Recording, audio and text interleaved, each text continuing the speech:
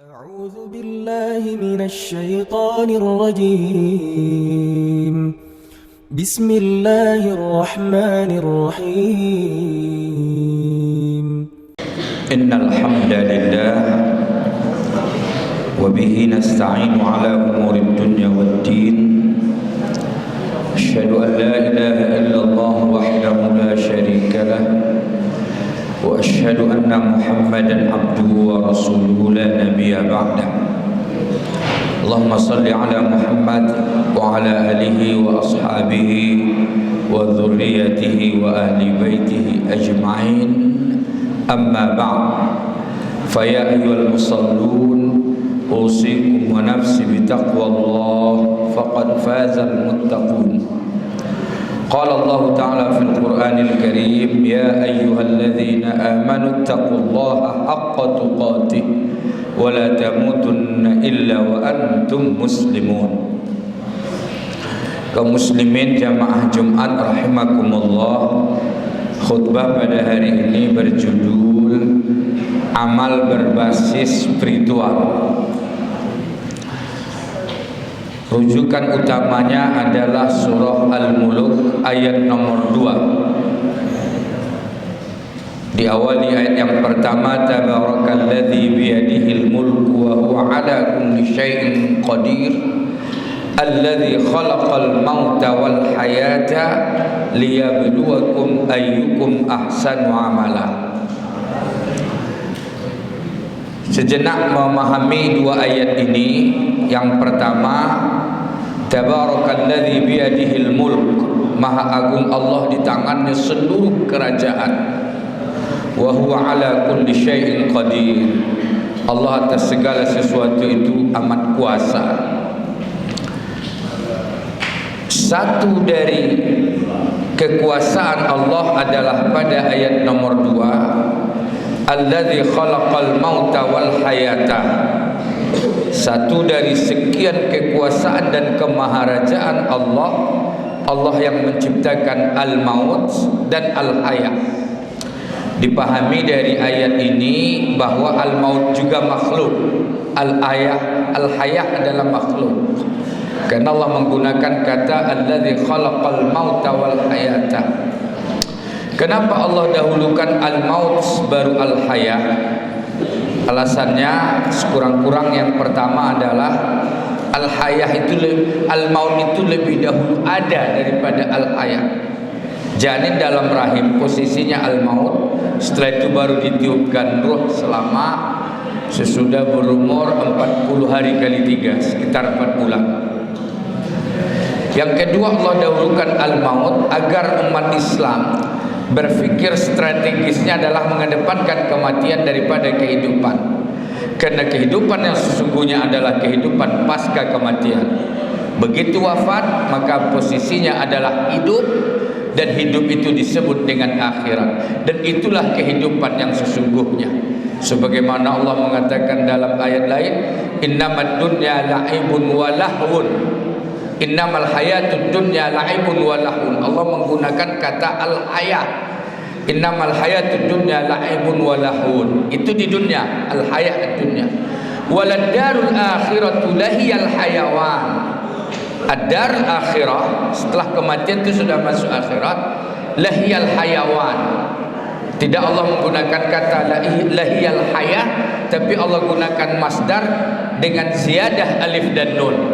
Maka lahiyal hayawan, ketika ditambah masdar alif dan nun, itu maknanya super kesempurnaan. Seperti qara'a, yaqra'u, qira'atan. Tapi ketika Al-Quran digunakan masdarnya tambah alif dan nun, Quran, bacaan yang sangat-sangat sempurna. Kemudian syaitan, asal katanya syaitona, syatnan, tapi ditambah alif dan nun. Syaitan adalah makhluk yang paling sangat sempurna kejahatannya dalam kehidupan. Makanya Allah menggunakan walad darul akhiratu lahiyal hayawan. Maka kehidupan yang sangat sempurna itu adalah kehidupan pasca kematian. Nah, untuk apa Allah buat kehidupan ini di dunia ini? Kalau fase hidup ada alamul ruh sebelum fisik, yang kedua alam fisik, inilah al-hayat. Fase yang ketiga adalah alamul ruh ba'dal jasad. Itulah di alam barzakh. Lalu nanti di surga atau neraka alam ruh dan jasad. Untuk apa Allah ciptakan al-hayah ini? Dalam bahasa lain ad-dunya, jawabannya dalam surah Al-Mulk ayat nomor 2, liyabluwakum ayyukum ahsanu amala. Hanya sekedar ujian agar Allah tahu siapa di antara kalian yang paling ahsan amalnya.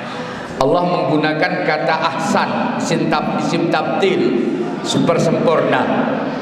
Nah, terminologi amal ini luas dalam Al-Quran.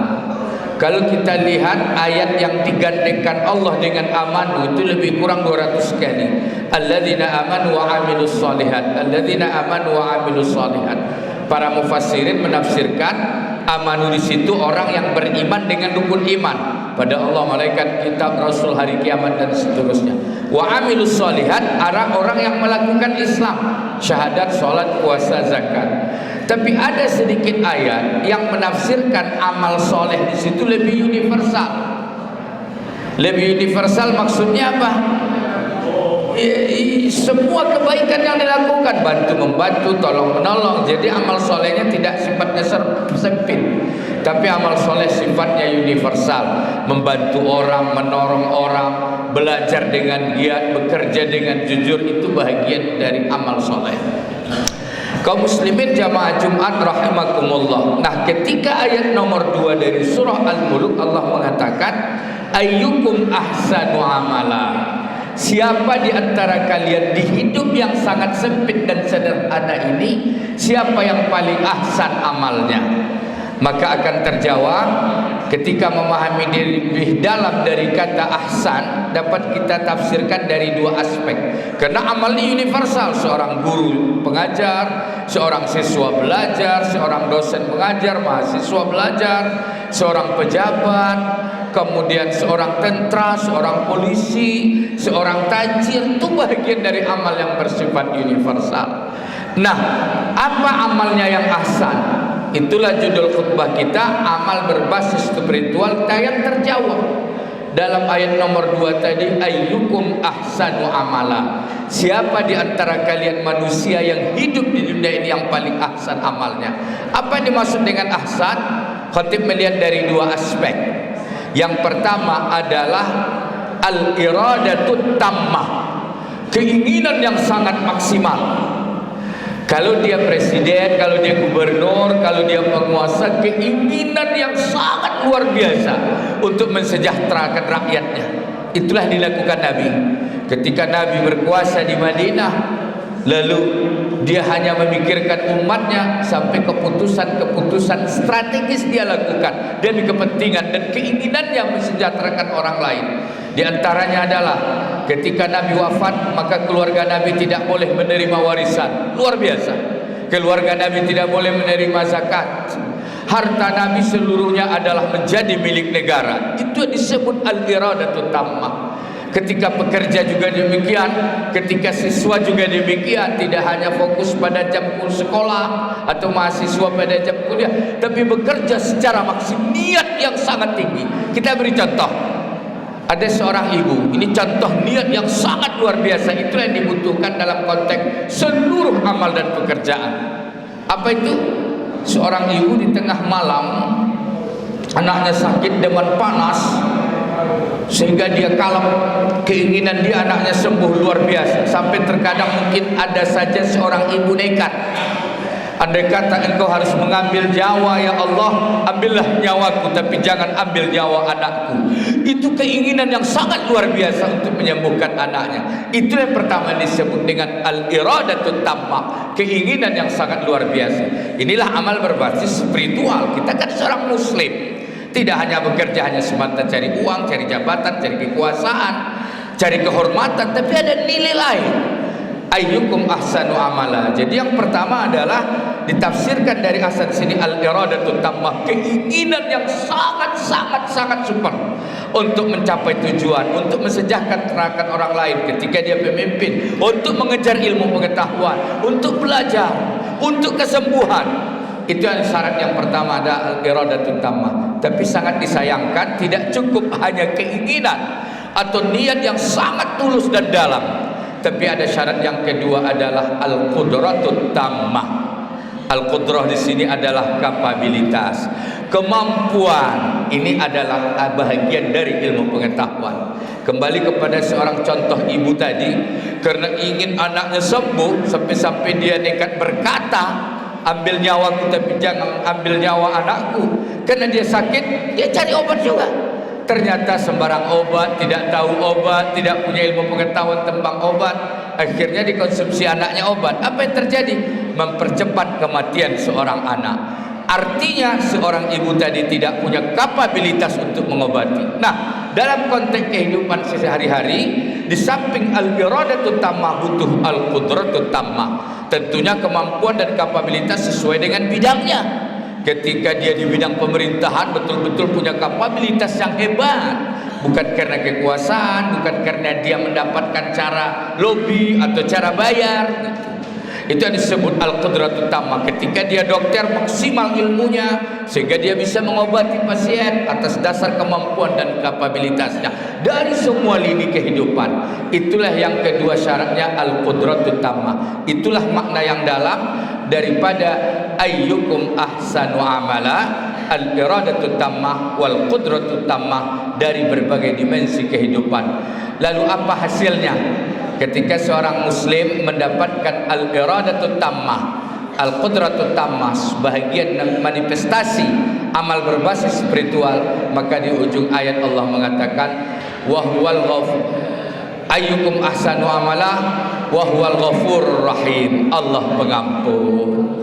Jadi kalau orang profesional dalam hidup punya keinginan maksimal untuk berbuat dan bekerja, maka Allah beri balasannya adalah keampunan. Kenapa keampunan? Karena keampunan adalah tiket untuk masuk ke dalam surga, dan itulah yang paling mahal. Karena kehidupan sesungguhnya adalah kehidupan pasca kematian. Di alam barzah ia bergembira, berbahagia, maka juga ia akan bahagia di surganya Allah Subhanahu wa taala. Makanya Allah dalam ayat lain katakan wasari'u ila maghfiratin mir rabbikum wa jannah, bersegeralah kepada keampunan dan surga. Kenapa maghfirah dulu baru jannah? Ya karena syarat masuk maghfirah itu, syarat masuk jannah dia harus maghfirah. Makanya Allah gunakan kata maghfirah di situ lebih dahulu baru jannah. Wasari'u ila maghfiratin mir rabbikum wa jannatin arduhas samawati wal ardh uiddat lil muttaqin. Lalu ketika seorang beramal dengan segala profesinya, dengan segala lini kehidupannya, betul-betul memiliki al-iradatut tammah, kemudian al-qudratut tammah, maka balasannya Allah berikan bahagia di dunia dan keampunan serta surga di akhirat. Dalam surah An-Nahl Allah mengatakan man amila salihan min dzakarin aw untha wa huwa mu'min. Siapa yang berlaku amal saleh, melakukan pekerjaan amal saleh, wa huwa mu'min, dia seorang mukmin. Man amila salihan min dzakarin aw untha wa huwa mu'minun wala najziyannahum ajrahum bi ahsani ma kanu ya'malun. Jadi Allah balas amal solehnya tadi di dunia, dan Allah balas juga di akhirat dengan surga yang dijanjikan Allah Subhanahu wa taala. Adalah kebahagiaan yang luar biasa. Semoga kita semua termasuk kelompok yang bekerja, yang melakukan amal soleh, yang memiliki dua aspek, al-iradatut tammah dan al-qudratut tammah, sehingga kita mendapat kebahagiaan baik di dunia dan di akhirat. Yang disebut dalam surah An-Nahl tadi, man amila salihan min dzakarin aw unsa wa huwa mu'minun falanahyiyannahu hayatan thayyibah. Hayatan dunia, tidak pakai hayawatan. Allah berikan kehidupan yang baik di dunia, wala najziyannahum ajrahum bi ahsani ma kanu ya'malun, lalu kami balas juga mereka di akhirat dengan surga yang dijanjikan Allah. Inilah khutbah yang singkat, mudah-mudahan bermanfaat. Barakallahu li wa lakum fil Qur'anil Karim wa nafa'ani wa iyyakum bima fihi minal ayati wa dzikril hakim. Fastaghfiru fa ya fawzal mustaghfirin wa ya najatat taibin.